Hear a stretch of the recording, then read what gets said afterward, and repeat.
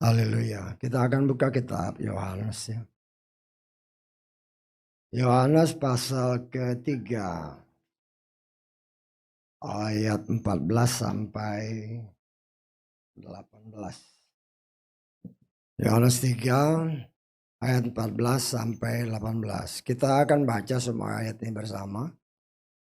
Dan supaya bacaannya sama, kita baca apa yang tertulis di depan.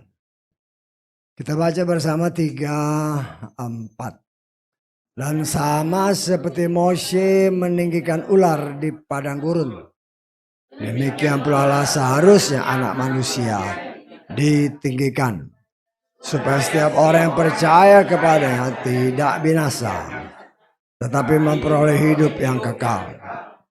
Sebab Elohim demikian mengasihi dunia ini, sehingga dia mengaruniakan putranya yang tunggal, supaya setiap orang yang percaya kepadanya tidak akan binasa, melainkan dapat memperoleh hidup kekal. Sebab Elohim mengutus putranya ke dunia, tidak untuk menghakimi dunia, sebaliknya, supaya dunia dapat diselamatkan olehnya. Siapa yang percaya kepadanya tidak dihukum, tetapi siapa yang tidak percaya, dia sudah dihukum, karena dia tidak percaya kepada nama Putra Tunggal Elohim. Amin. Silakan duduk.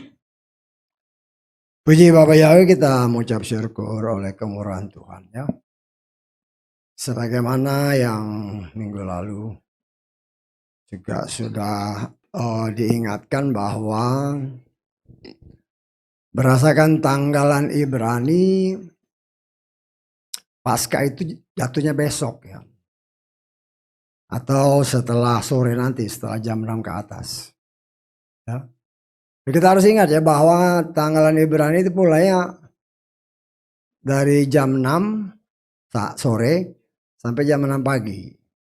Itu karena itu kan di dalam kitab Kejadian, jadilah petang, jadilah pagi. Bukan kebalikan ya. Jadilah petang, jadilah pagi kan. Bisa ditangkap nggak? Ya, yakin? Ya, kita ini aja dah sedikit ya. Kita lihat di Kejadian 1. Ayat ke berapa ini? Ayat ke-8 ya. Ayat ke-5. Dan untuk terang Elohim menyebutnya siang, dan untuk gelap dia menyebutnya malam. Jadilah petang, jadilah pagi. Jadi petang pagi ya. Jadi berdasarkan ayat-ayat ini kita bisa menafsirkan bahwa memang tanggalan Yahudi itu ya begitu. Ya. Petang dari jam 6 sore sampai jam 6 pagi itu malam ya. Terus dari 6 pagi sampai 6 sore itu siang. Ya.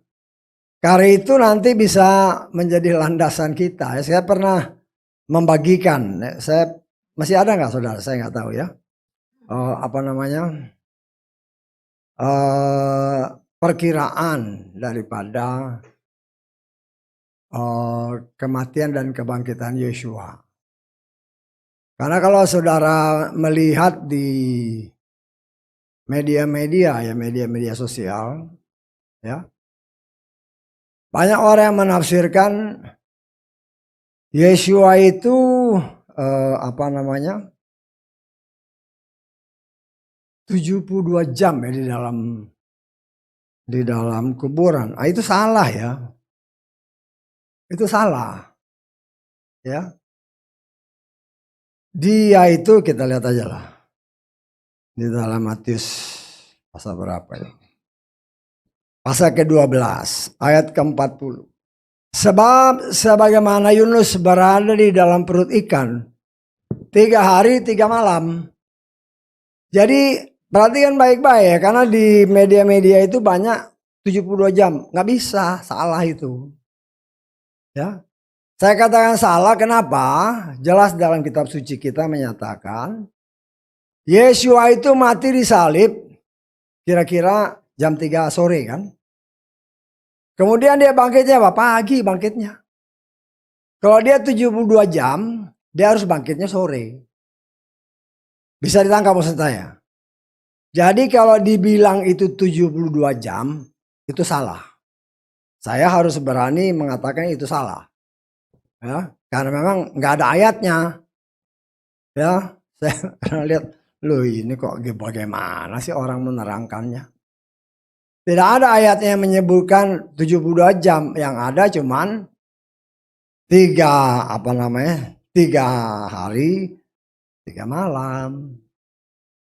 3 hari 3 malam itu juga kita harus sangat berhati-hati, ya, karena hari-hari itu ya yang harus kita lihat, firman Tuhan itu harus kita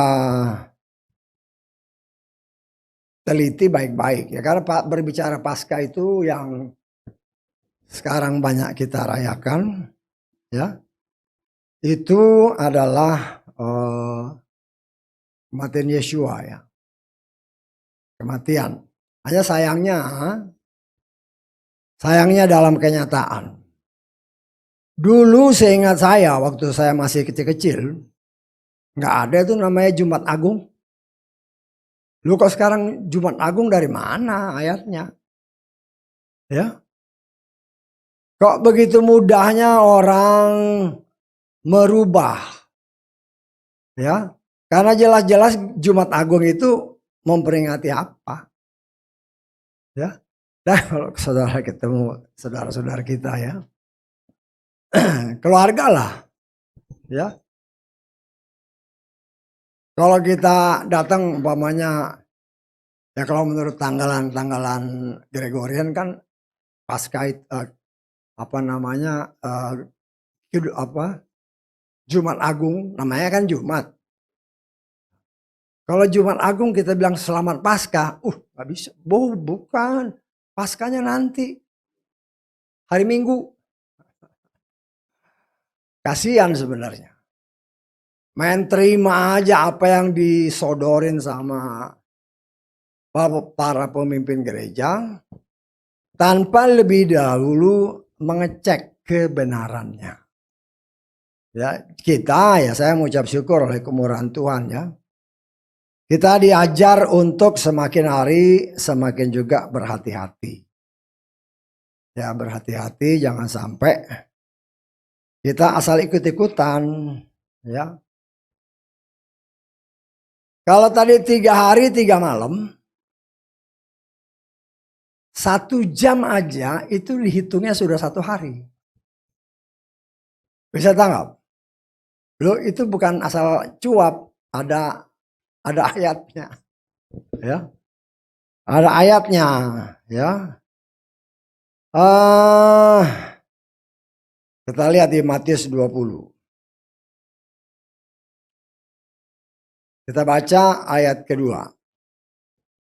Setelah sepakat dengan para pekerja atas upah sedinar sehari. Perhatikan kata-katanya, ya. Sedinar sehari, dia menyuruh mereka pergi kebun anggur, ya. Kemudian ayat 3. Setelah keluar kira-kira jam ketiga, dia melihat orang lain yang sedang berdiri menganggur. Orang ini juga suruh pergi kerjaan pohon anggurnya. Kalau saudara baca cerita ini, ya, kita melihat di sini, kita lengkap ayat kita mulai baca ayat 8 lah, ya. Ketika menjelang malam, tuan kebun anggur itu berkata kepada mandornya, panggillah para pekerja itu dan bayarkanlah upah kepada mereka. Mulai dari yang terakhir hingga yang pertama. Mereka yang kira-kira jam ke-11 setelah datang masing-masing menerima 1 dinar. Ya. Mereka yang pertama setelah datang beranggapan bahwa mereka akan menerima lebih banyak. Tetapi mereka juga masing-masing menerima 1 dinar.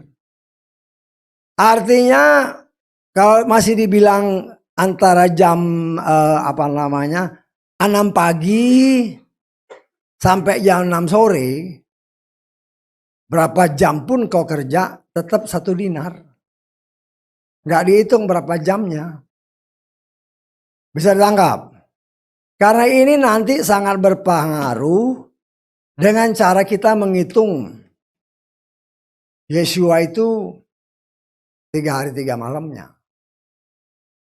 3 hari 3 malamnya. Ya. Nah, kita lihat di sini. Ya, memang Paskah yang banyak kita rayakan ini adalah khusus tentang memperingati kematian Sang Juru Selamat. Ya. Dan di sini kita melihat, ya, betapa Tuhan juga mau mengajar kita semakin mengerti. Karena banyak orang-orang di luar sana kan, ya. Kalau Yesua mati hari Jumat, itu nggak 3 hari 3 malam. Bisa tangkap saya? Ya. Karena firman Tuhan berkata, dia itu bangkit setelah hari Sabat. Hari Sabat itu hari apa?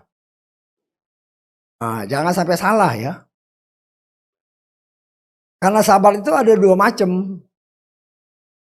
Ada Sabat gadol, ada Sabat biasa. Sabat gadol itu ya hari Paskah, hari raya tidak beragi, hari raya Sukot, itu Sabat gadol, istirahat, hari raya besar. Tapi kalau Sabat biasa itu setiap Sabtu. Ya. Dan kita melihat di sini, kita coba belajar kan, ya. Yang saya bilang tadi kan, ya. Kita lihat dulu deh.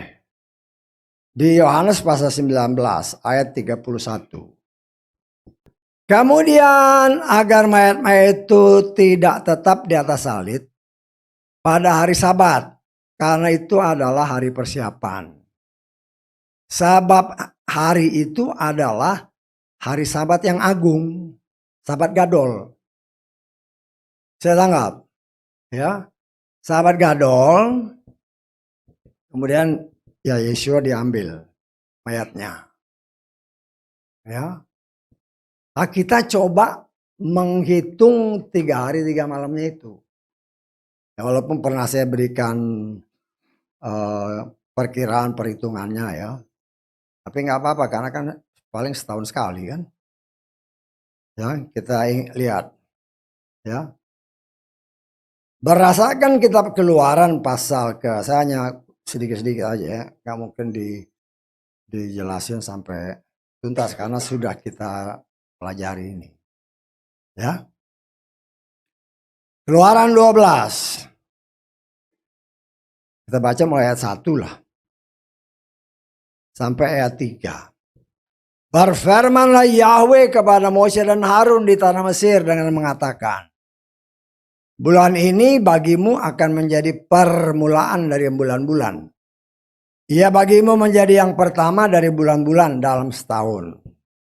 Berbicaralah kepada seluruh jemaat Israel dengan mengatakan, pada hari ke-10 bulan ini, setiap suami harus mengambil seekor kambing domba bagi mereka, menurut keluarga leluhur mereka. Seekor kambing domba untuk setiap keluarga. Ya, hari ke-10 diambilnya. Ya, kita sudah belajar ada yang lain-lain, teman, karena kita mau fokus ke Paskahnya ini.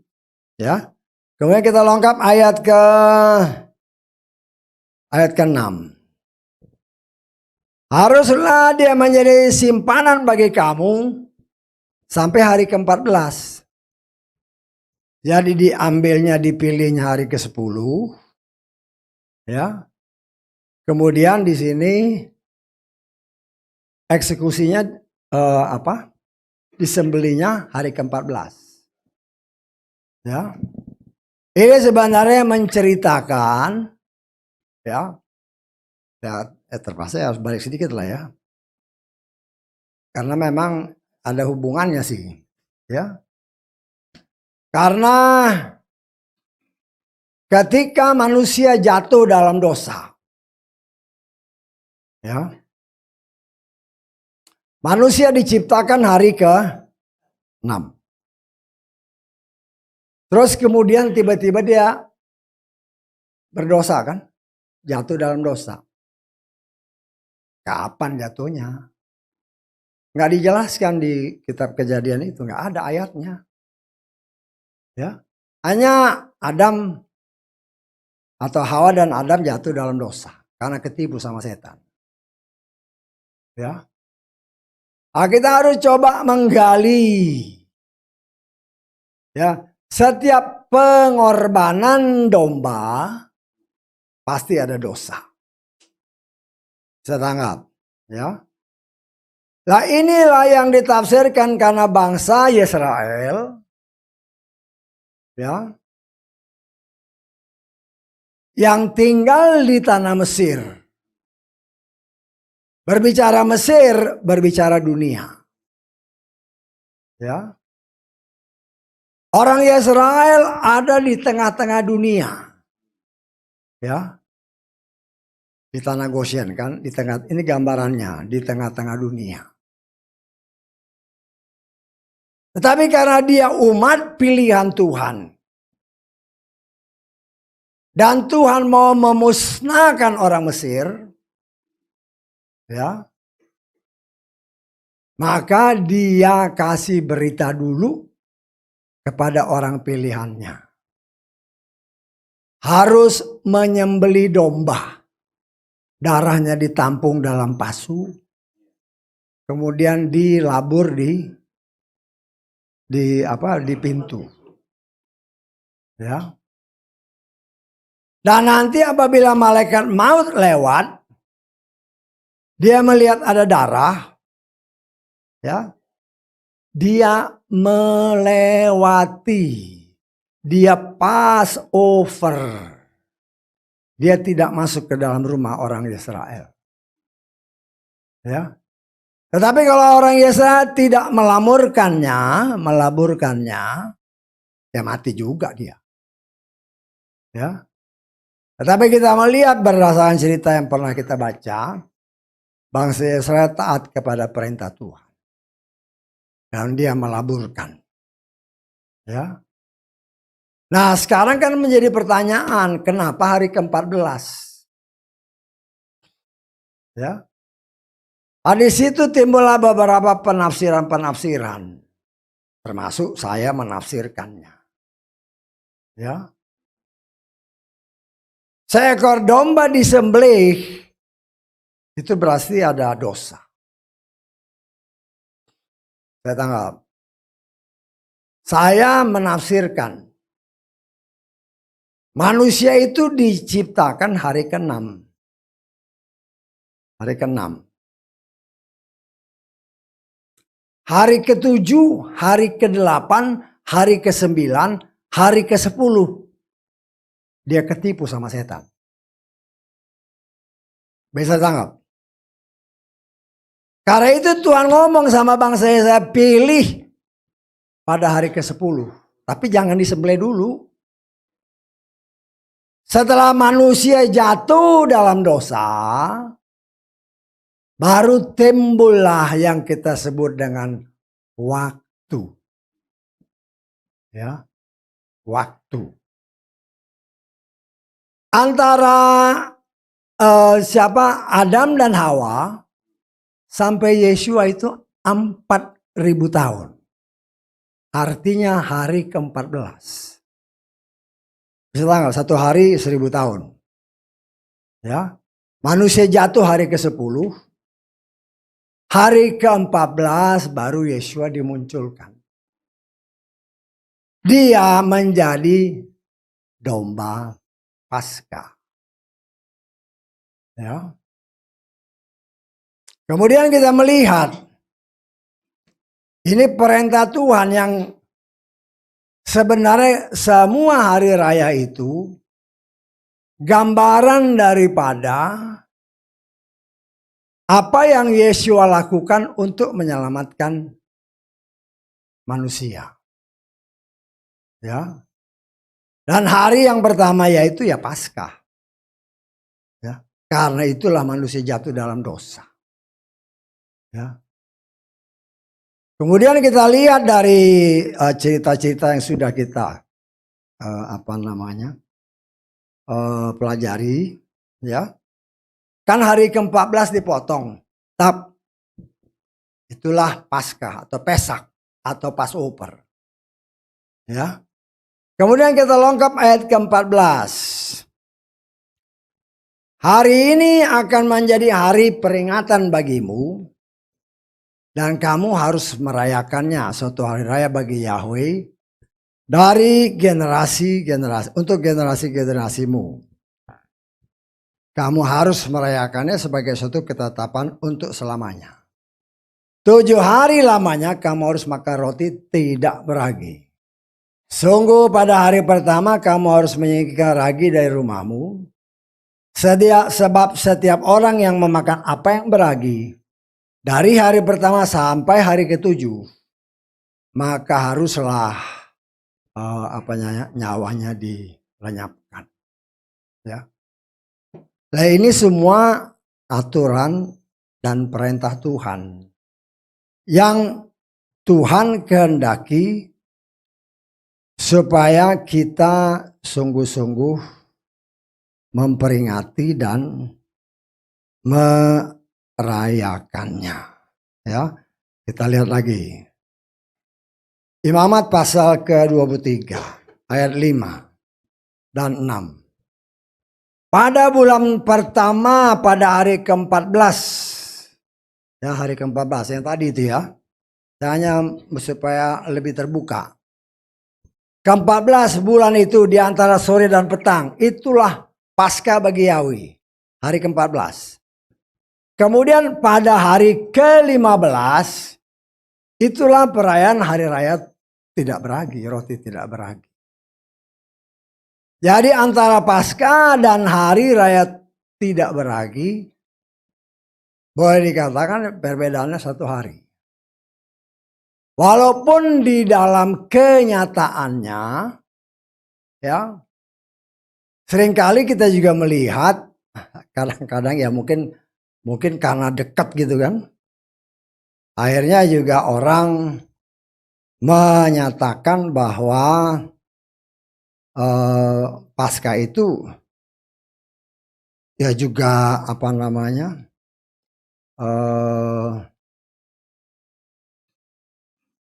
hari raya roti tak beragi. Ya. Itu juga hari raya tidak beragi. Ya, bukan asal ngomong, ada ayatnya. Ya. Kita lihat Lukas pasal 22 ayat 1.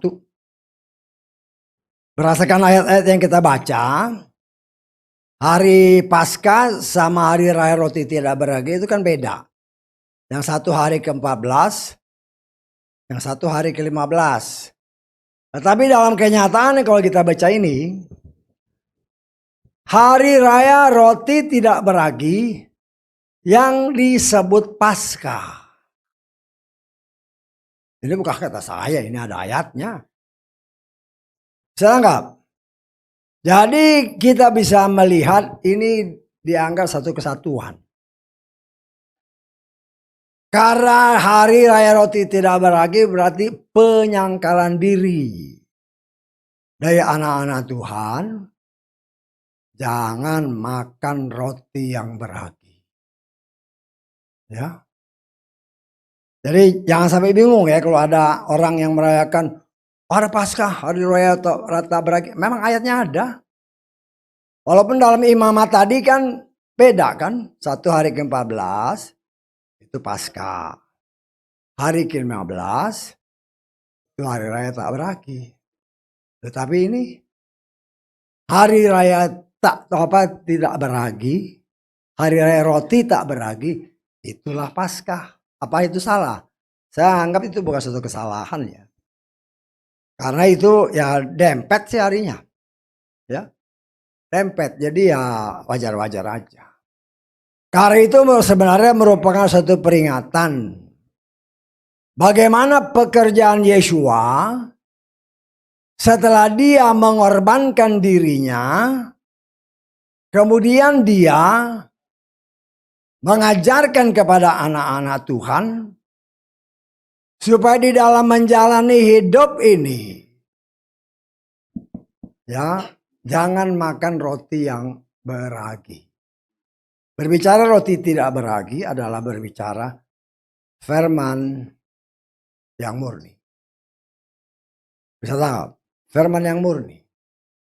Apalagi dengan situasi kondisi sekarang kan, banyak sekali yang bermacam-macam ragi masuk, ya. Tetapi itulah kenyataannya, ya. Dan Yeshua memang dikhususkan datang untuk menyelamatkan manusia, ya. Dia datang untuk menyelamatkan manusia seperti ada tertulis. Yohanes 1 ayat 29. Pada keesokan harinya Yohanes melihat Yeshua yang datang kepadanya.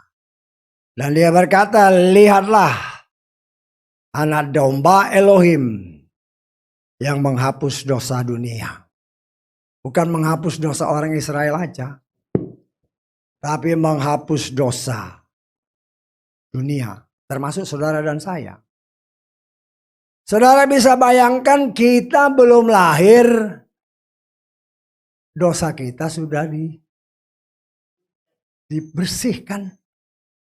Ya, asal percaya. Asal percaya. Walaupun dalam kenyataannya banyak orang yang gak percaya.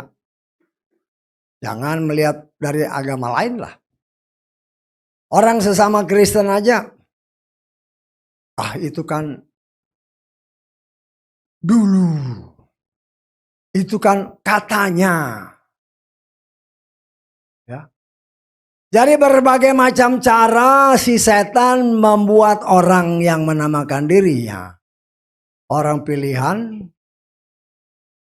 mulai berangsur-angsur disamarkan matanya sehingga tidak bisa melihat dengan jelas siapa juru selamatnya.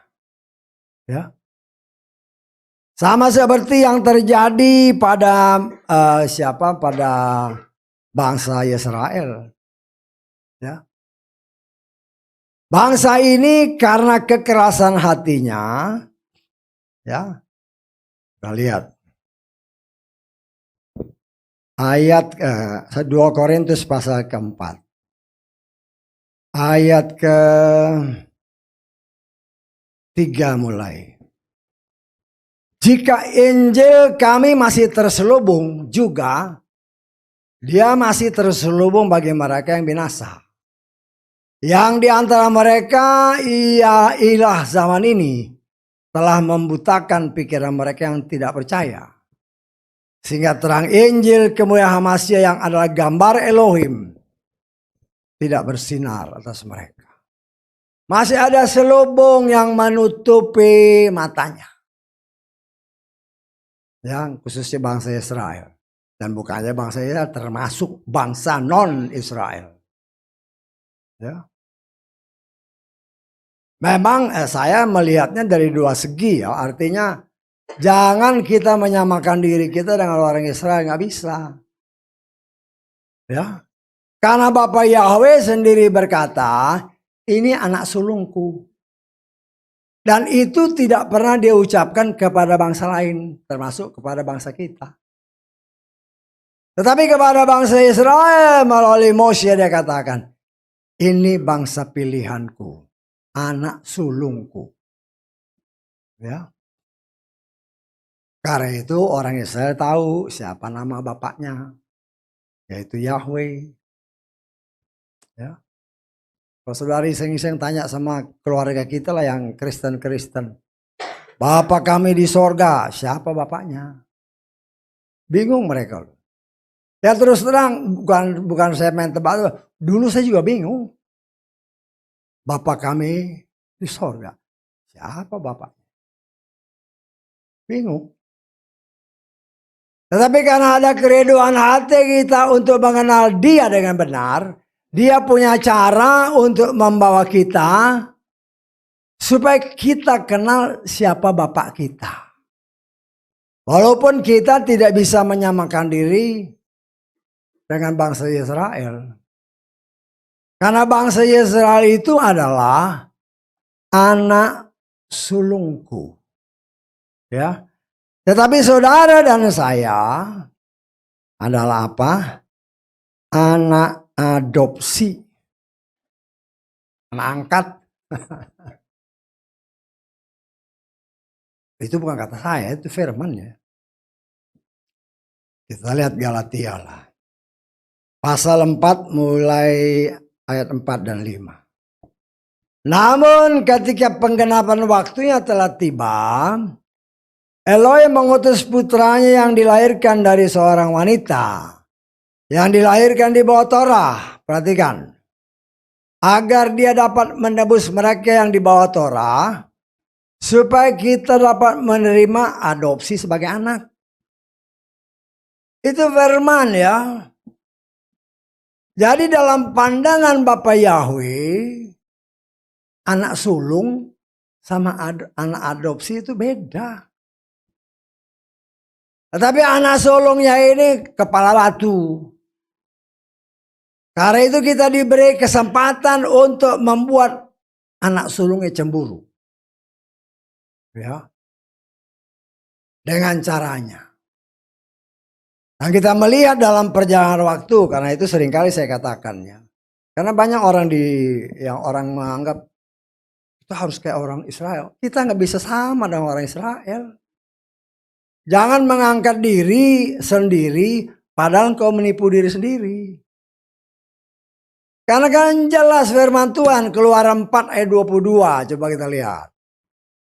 Dan engkau akan berkata kepada Firaun, beginilah Yahweh berfirman, Israel adalah anakku, anakku yang sulung. Ini yang ngomong Bapak di sorga. Siapa yang mau bantah? Gak bisa, dia yang ciptain. Ya. Dia pilih. Nah disinilah kita melihat, kita belajar untuk mengerti status kita. Ya, status kita di mana? Inilah yang dikatakan. Sebenarnya pada awalnya Yesua itu datang memang untuk menyelamatkan ya anak-anak sulungnya. Itu memang rencana dia. Ya berdasarkan firman ya. Kita lihat Matius pasal ke 15 ayat 24. Seraya menanggapi dia berkata, aku tidak diutus kecuali kepada domba-domba yang hilang dari keluarga Israel. Ini Yesus sendiri yang ngomong. Ya. Tapi karena anak sulungnya ini kepala batu, tegar tengkuk. Ya. Sama seperti anugerah yang diberikan. Kita sudah belajar ini. Ya. Bapak Yahweh kepada anak adopsi. Ya. Kita saudara masih ingin nggak kita belajar di kitab Kejadian itu kan? Ketika Yusuf membawa anaknya, 2 orang, Manasye di tangan kiri supaya dapat tangan kanan bapaknya.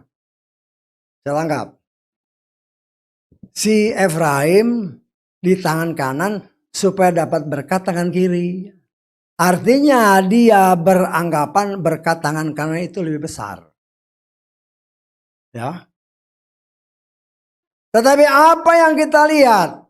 Kita baca aja karena ya ini untuk refreshing ya karena kita sudah belajar ini. Kejadian 48 ayat ke-12 mulai. Yusuf mendorong mereka ke depan, anak-anaknya ya, si Efraim sama Manasye. Menjauh dari lututnya dan dia bersujud dengan mukanya ke tanah. Yusuf membawa keduanya, Efraim dan di tangan kanan, Efraim di tangan kanan, supaya dapat tangan kiri bapaknya. Saya tangkap ya. Kalau dia bawa tangan kanan gini, bapak kan ngadep begini. Jadi dapat berkat tangan kiri. Demikian juga sebaliknya Manasye, dia bawa pakai tangan kiri supaya dapat berkat tangan kanan. Karena menurut dia berkat tangan kanan lebih besar. Ya, dari sini kita lihat. Dan Manasye di tangan kirinya pada sebelah kanan Israel dan dia mendekatnya kepadanya. Perhatikan ayat 14. Tetapi Israel mengulurkan tangan kanannya, menumpangkannya di atas kepala tangan kanan, menumpangkannya di atas kepala Efraim.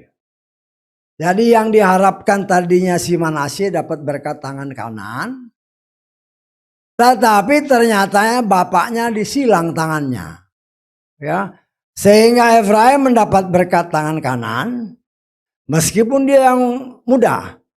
Dan dengan tangan kirinya di atas kepala Manasye. Perhatikan, dia telah menyilangkan tangannya. Karena Manasye yang sulung. Banyak orang karena asal baca. Silang ini apa? Cross. Cross itu apa? Salib. Karena salib, bangsa ini menolak juru selamatnya. Akhirnya yaitu berkat itu diberikan kepada kita anak adopsi. Dan itu sudah berjalan katakanlah mulai Yesua tahun 0, katakanlah tahun 0 atau tahun 60-an. Katakanlah 0 lah supaya gampang aja. Sampai sekarang udah 2000 tahun. Bangsa Israel masih anak sulung yang masih dikeraskan. Dan kita anak adopsi diberi anugerah, diberi kasih karunia 2000 tahun. Tetapi bukannya menerima dengan sukacita dan mau berubah, malah melakukan hal-hal yang tidak benar. 2000 tahun itu bukan sedikit ya. Dan itu saya percaya sebentar lagi selesai bagi kita. Ya, kalau saudara lihat kan, ketika Yesua sudah disalib, dia akan mengutus para rasul-rasulnya. Ya, mengutus para rasul-rasulnya untuk beritakan Injil, termasuk si Paulus. Ya, mulai dari Yerusalem. Ketika dia mau jalan ke Asia, kita lihat Kisah Rasul 16 ayat ke-6. Selagi melintasi Frigia dan negeri Galatia, perhatikan, karena dicegah Roh Kudus untuk memberitakan firman di Asia. Ketika mereka mau pergi ke Asia memberitakan firman, dicegah sama Roh Kudus. Akhirnya dia pergi ke Eropa. Karena itu Eropa dapat berkat lebih dulu. Dari Eropa nyeberang lautan ke Amerika. Putar masuk ke Indonesia. Ya. Oh, tahun 70, katakanlah 60 sampai 80 lah, 90-an. Di Jakarta dulu banyak sekali yang namanya persekutuan doa. Banyak sekali. Belum ada itu gereja-gereja yang sekarang ngetok-ngetok, itu kumpulan dari persekutuan-persekutuan. Ya. Dan kita melihat sekarang mana hilang semua kan. Jadilah gereja A, gereja B, dengan segala macam doktrin-doktrinnya. Ya. Dan kalau kita cek, inilah Begitu banyak aturan yang dibikin oleh sinode-sinode. Tanpa mereka sadari. Di sana bekerja. Ya, kita sudah belajar di dalam firman Tuhan. Ya, pada akhir zaman. Ya, pada akhir zaman. Ada 3 roh yang bekerja. Berdasarkan kitab Wahyu. Kalau nanti saudara baca ini, ya. 1, roh Nikolaus. Kemudian yang kedua, roh Bileam. Terus yang ketiga, roh Isabel. Karena sekarang berkuasa semua itu, 3-tiganya itu. Ya. Nikolaus dari asal kata Nikao, ya, Nikao dan Laos, ya. Nikao sendiri artinya menaklukkan. Laos itu manusia atau gereja. Kenapa? Kan harus begitu. Kita harus proaktif. Kalau kenapa ditaklukkan? Ya. Kenapa Yesua itu dibenci sama orang Farisi? Karena orang Farisi kehilangan jemaat. Semuanya datang ke Yesua. Ya. Dan bagaimana mereka putar otak, bagaimana orang-orang ini setelah Yesua nggak ada, rasul-rasulnya sama aja nih. Nah, bagaimana caranya sekarang? Supaya orang-orang ini jangan ngikut rasul. Ya, saya nih orang Farisi, orang ahli Torah. Nah, timbullah roh Nikolaus ini. Bagaimana caranya menaklukkan jemaat? Ya. Maka dibikinlah. Ya, kalau di Indonesia ini sinode. Ya. Sinode bikin aturan. Ya. Jangan percaya Yahweh. Itu ya rata-rata sinode begitulah. Bang, kata-kata persisnya saya juga nggak tahu. Tapi yang saya tahu waktu kami melayani di daerah, ya saya nggak usah sebut lah, tapi itu gereja besar ya. Dia apa namanya? Ada gembalanya minta saya khotbah di sana. Saya bilang, saya pakai Yahweh loh Pak. Oh jangan deh Pak, nanti sinode saya marah. Ya. Jadi lebih takut sama sinode daripada kepada Tuhan. Ya. Ya, tapi nggak lama kemudian gembalanya mati juga. Ya. Karena lebih takut sama sinode. Ya. Roh Nikolaus ini roh yang mau menakut sampai sekarang. Ya. Gereja-gereja besar lihat kan. Semua diatur sama gereja. Harus begini. Apalagi yang namanya duit kan. Itu namanya roh Bileam. Ada duit saya kerja, nggak ada duit yang enggak.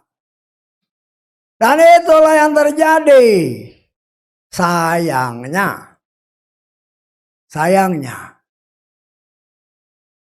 Kok jemaat ngikut aja? Kan itu kan. Kok ngikut aja? Ya. Jadi tanpa disadari mereka seolah-olah terbius. Ya, saya nggak heran sih. Kenapa nggak heran? Dulu kami pelayanan di salah satu daerah di Jawa Tengah sana. Ya, satu gereja. Saya ketemu gembalanya, gembala cerita. Pak, ada satu tim dari Surabaya datang kemari Pak. Bikin KKR. 3 hari, 3 malam. Ya saya silakanlah jemaat yang mau ikut. Setelah firman ada altar call Pak. Ya kan wajar kan?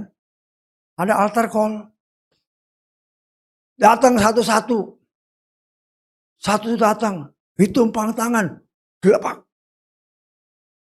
Semua ini tumpang tangan gelepak semua. Gembalanya juga heran kok bisa gini ya. Hari kedua pun sama. Kan dia 3 hari. Hari ketiga dia penasaran. Kok semua orang kelepek-kelepek begitu.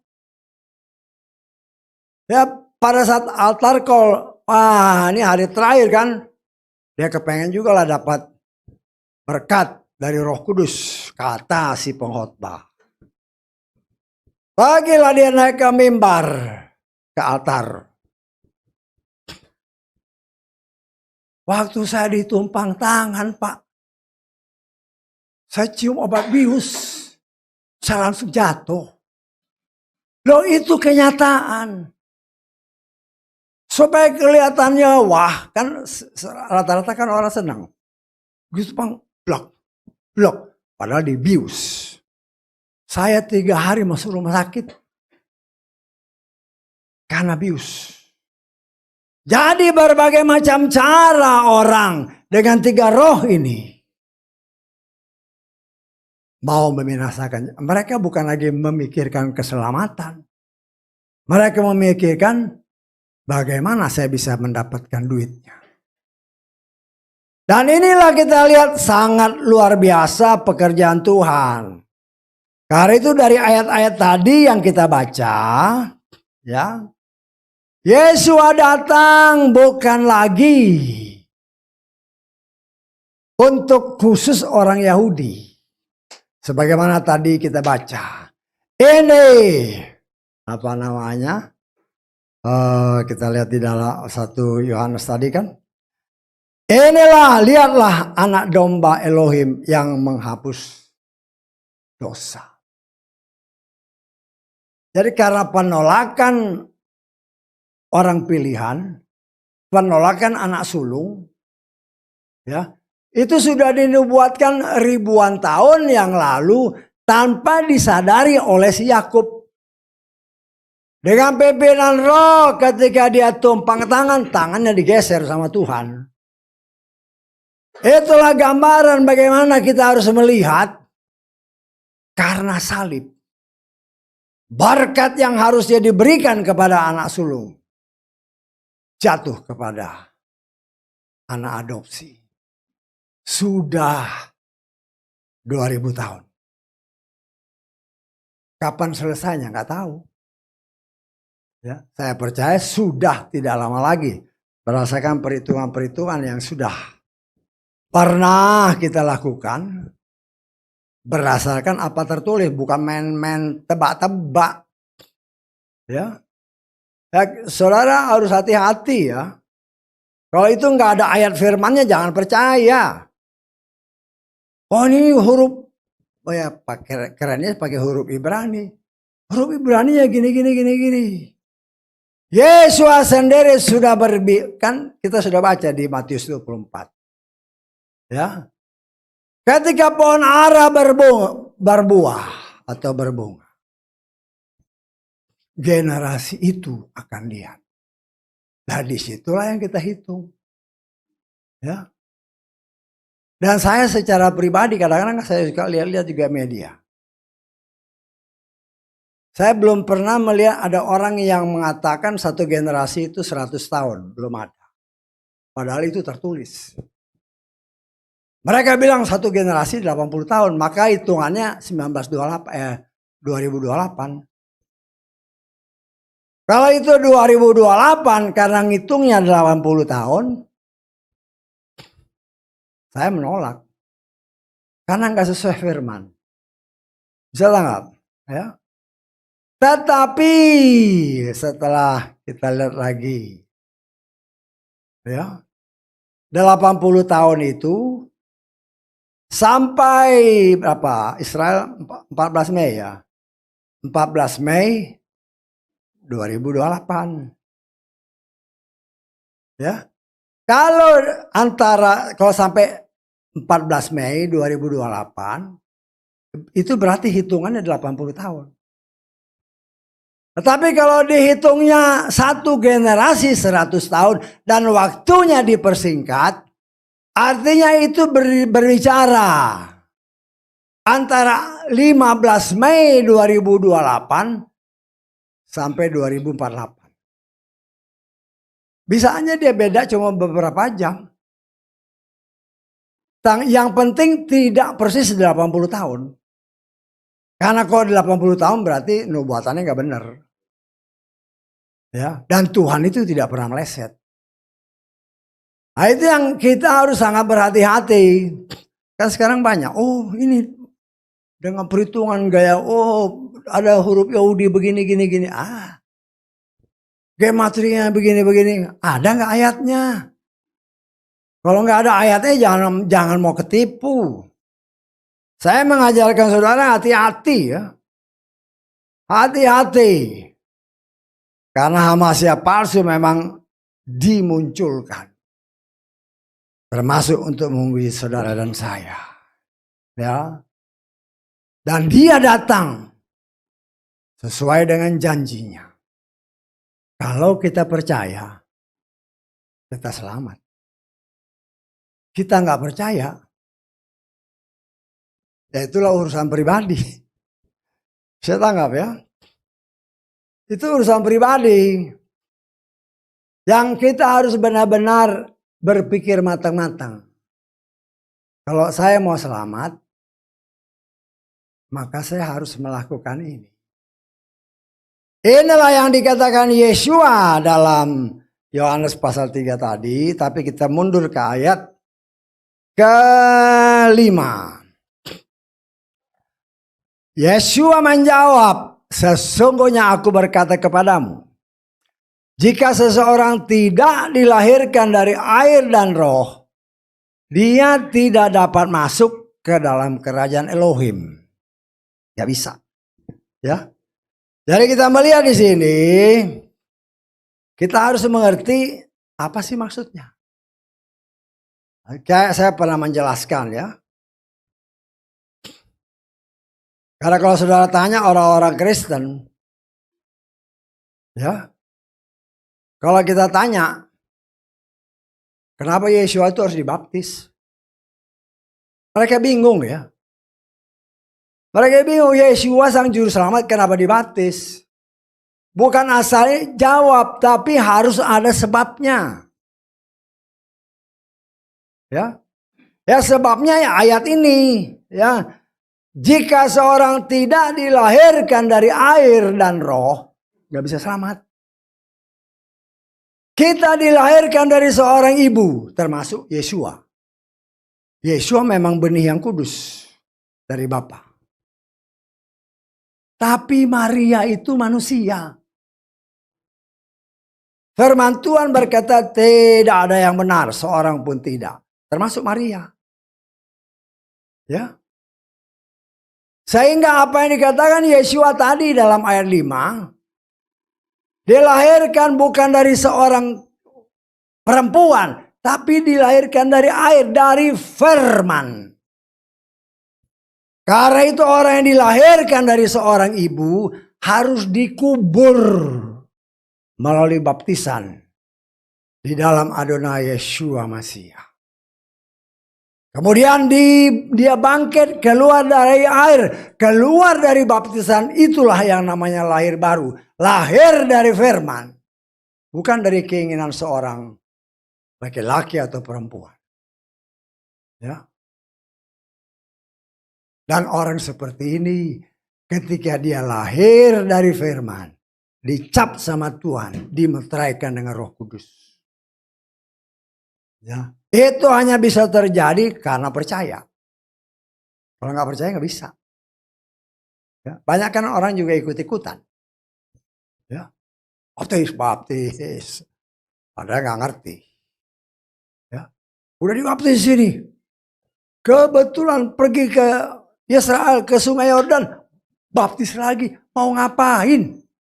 Bukan baptis di Sungai Yordan menyelamatkan kau, bukan.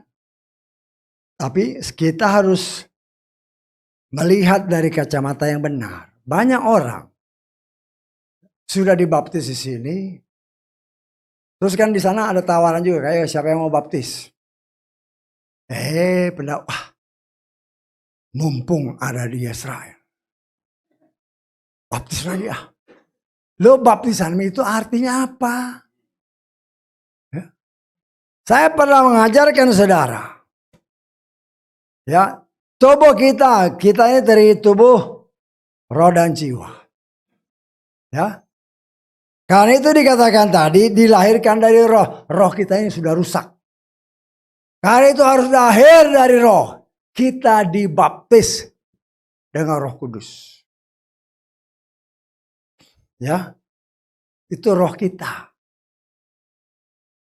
Tubuh, roh, dan jiwa. Jiwa ini, ya, kalau baptisan Roh Kudus, itu sekali aja cukup. Baptisan tubuh, baptisan air juga satu kali, asal caranya benar dan namanya benar. Ya. Tetapi baptisan jiwa, pikiran, perasaan, kehendak, seumur kita hidup, dibaptis, dibersihkan terus oleh firman.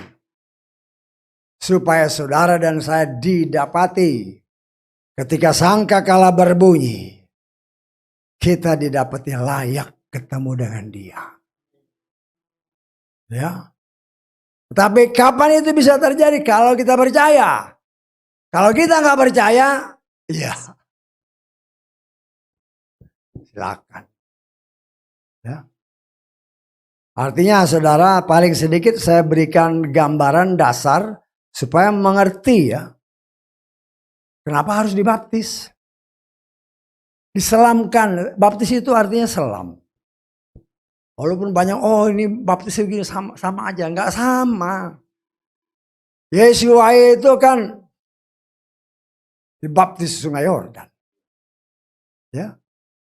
Sida-sida yang dibaptis Filipus, lihat air banyak. Apa halangan saya dibaptis? Ya enggak apa-apa kalau percaya. Ya. Nah disinilah kita melihat, saya mengucap syukur kita mau bertindak. Dan ingat ya, setelah kita dilahirkan baru, sadar atau tidak sadar, saudara dan saya sudah dimeterai dengan Roh Kudus. Roh Kudus itulah yang akan terus menerus mengajar saudara dan saya. Supaya kita ngerti firman. Ya. Saya dulu memang senang baca firman, tapi nggak ngerti-ngerti. Nggak baca, hafal. Tapi apa maksudnya ya? Nggak ngerti. Kenapa? Karena kita belum jadi anak. Kalau belum jadi anak, nggak bakal dibuka. Ya kan Yesus berkata, kepadamu murid-murid dibuka. Kepada orang luar dengan perumpamaan. Ya.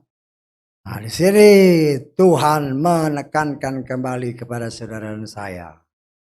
Selama kita memperingati hari ini, ya, Paskah dan roti tak beragi. Ya. Apa yang sudah kita lakukan? Bukan balas ya, bukan membalas Tuhan, tidak. Apa Tuhan dia udah membersihkan kita 2000 tahun yang lalu. Terus hidup kita ini semakin baik dan benar atau sebaliknya. Hanya saudara dan saya yang tahu. Ya. Karena itu kita sebagai anak-anak Tuhan. Berdasarkan ayat-ayat terakhir yang kita baca tadi dalam Yohanes 3 ayat 18. Siapa yang percaya kepadanya tidak dihukum. Tetapi yang tidak percaya dia sudah dihukum. Sebab ia tidak percaya dalam nama Putra Tunggal Elohim. Karena itu saudaraku yang dikasih oleh Bapak Yahweh. Ya. Ini sebenarnya pengajaran dasar ya. Tapi pengajaran dasar banyak juga orang yang nggak ngerti. Ya. Sehingga timbul berbagai macam-macam.